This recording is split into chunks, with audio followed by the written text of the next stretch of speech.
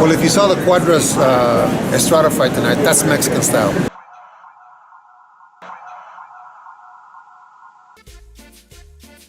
For many fight fans, the country of the eagle with the serpent has birthed many legendary warriors. And rightfully so, given its reputation as one of the most decorated boxing countries, second only to the United States. With over 200 world champions produced, with the first champion crowned in 1933, Mexico has been home to some of the fiercest men from the times of pre-Columbus to modern day 2021. Amateur boxing did not start in Mexico until 1918, and before then, the roots of boxing in Mexico is attributed to sailors who fought each other for drinking money with napkins wrapped around their hands. In Mexico, boxing is considered a main sport, only rivaled by another titan of the sport world, soccer.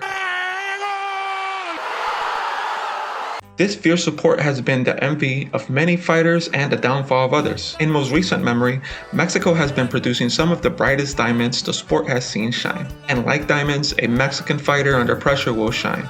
For a Mexican fighter, there is no other day. The only thing that exists is the present and the task at hand. It's common knowledge among the boxing community how tough a Mexican fighter is, and even more common knowledge how eager they are to bring the fight. After all, for many of them, boxing is not just a sport, but an opportunity to climb out of poverty, and every fight is an opportunity to step up that ladder. For some reason, this has been distorted in mainstream sports media to represent a fighter who never takes a step back and will walk through punches to give one of their own. The Mexican style of boxing, according to mainstream sports, and I use that term expert loosely, is that Mexican style is an all-out war. The technique, defense, and health of the fighter is all second to landing your own punch. This sentiment is to be held true by both fans and fighters alike. Do you want it? Do you want it?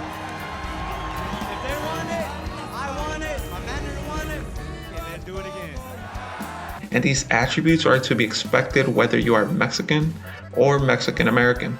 But like many things in life, there's always more going on than what you see at first glance. Mexican fighters are put into this neat little box created by promoters, media, and fight fans alike, who repeat the hot garbage some commentators are willing to say for a paycheck. But who am I to judge whether or not it's okay to mislead the public? Unfortunately, in boxing, it's often the case that a fighter who is more exciting and fan-friendly The undefeated Julio CESAR CHAVEZ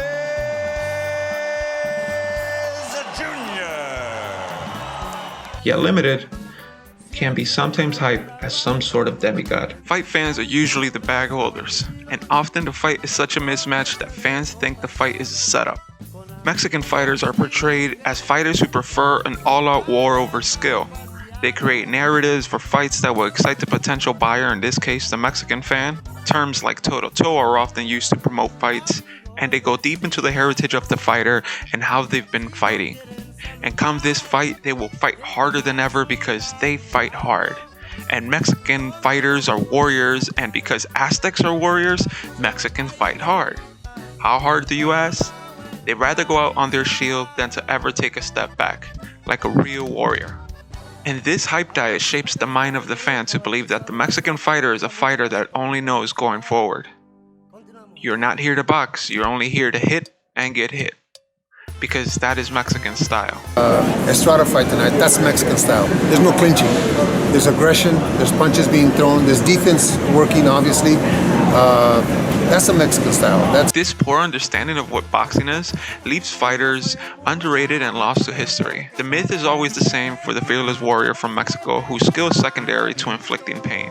This myth is weaponized at times by the media. Oscar was the good guy, Fernando was the bad guy, Fernando was the real Mexican, Oscar wasn't. By the opposing fighter. Because you know what?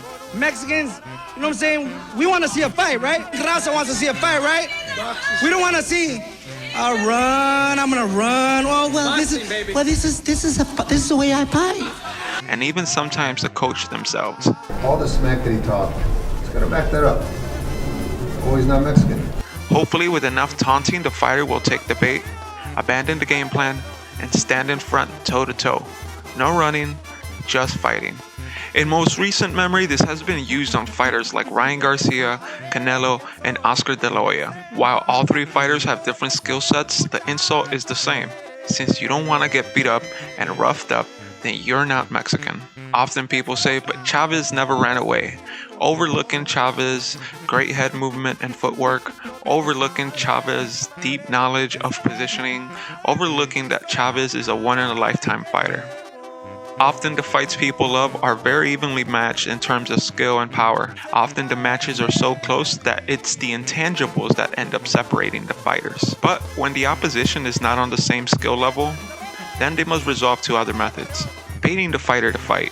Why is he crying? I'm not gonna talk. Why are you crying for? Why are you crying? Why are your eyes watering? Why are you crying for? Bad. And it's a win-win since it ends up being good promotion after all. Overlooking the potential of setting expectations too high.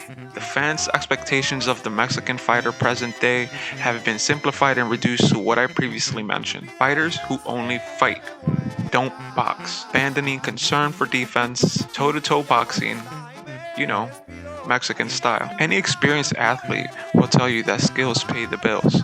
Greats like Salvador Sanchez, who is often considered the all-time Mexican great by many Mexican fighters, is often admired for his great footwork, counter-punching ability, along with his granite chin. Yes, Cesar Chavez is the GOAT from Mexico, but even Cesar Chavez will tell you that Salvador Sanchez was the truth. Even though his life was cut short, he is considered by many to be the best to ever done it from Mexico. And the list continues with names like Ruben Olivares, Ricardo Finito Lopez, Vicente Salvador, and in recent memory, Julio Cesar Chavez, Juan Manuel Marquez, Marco Antonio Barrera, Eric Morales, and Saul Alvarez. All of them known to be exciting fighters who seek to hurt their opponent. But what is often overseen is that many of those fighters are not single knockout punchers.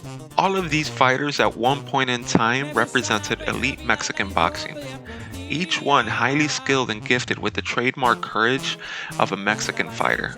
Skills that very little fighters can ever attain. You can now see my frustrations with the media and promoters, and while today boxers and promoters make more money than ever, it's not because of the fights they put together, but because of the marketing dollars in the sport. Mexican boxing has been rebranded Mexican style, retaining only the aggressiveness the Mexican boxer brings, but forgetting all of the skills that made the Mexican fighters so entertaining. In the end, Mexican style is just a marketing term, a way to sell fighters and sell fights. Whether it's trying to bait the fighter or promote a fight, the term will always be a cheap way to describe the fighting style of one of the greats in the world of fighting sports. Mexican boxing is the perfection of skill combined with the courage of a warrior. Mexican style is and will always be a myth. Lo verán rolando con las pacas de los verdes. San Francisco su negocio donde se mantiene. Rolando son gallito cuando no tiene pendiente. Donde ve dice. Y somos los del sitio.